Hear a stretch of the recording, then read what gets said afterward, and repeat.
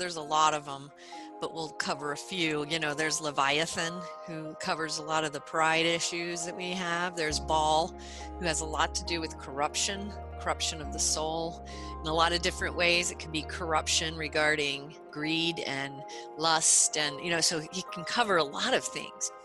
Asmodeus, who is known for breaking up families, so he goes after destroying families. I have a book called Demonology, an overview, which gives you the entire list, and also another book called Angelology, which gives you the list of the different principalities and powers of the good. On the angelic side, you have the archangels, and, you know, the big guy, Saint Michael, is the one that you are constantly calling for help from in spiritual warfare against these major demonic forces. There are demons of all calibers that are called in just by the very thoughts that we have. Give allowance to either demons of vice or angels of virtue to come towards us. So we magnetize the kinds of forces that come near us by our thoughts. So if we have greedy thoughts, lustful thoughts, we're going to be magnetizing some of these towards us. One of the ones that I saw was named Ashira. There are some that do have names. One was the goddess of greed, and her name was Ashira.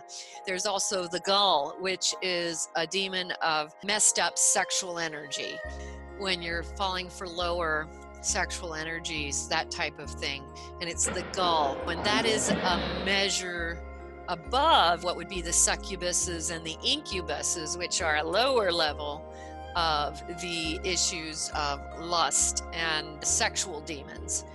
You have these powers like Behemoth and things like this, who are just powers. When you think of those that contain the aspects, because they stand over the army of demons, so they actually contain aspects of the whole thing. When you think about Legion, you might think of some of these. All corruption comes from them.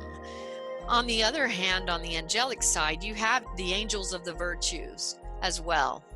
You have the angels of the virtues, but you have the archangels, who are the ones who actually go to battle more. These are more the principalities that are involved in the actual warfare.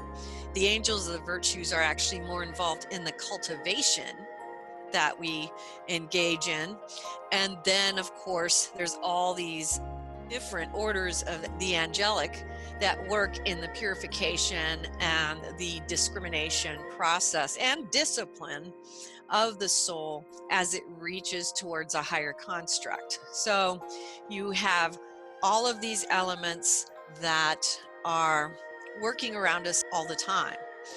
So it's very important for us to become aware of the types of thoughts that we are projecting outwards, because we are giving permission as we think these things or do these things. You know, because a lot of people will ask, well, what do you do to prevent that from happening?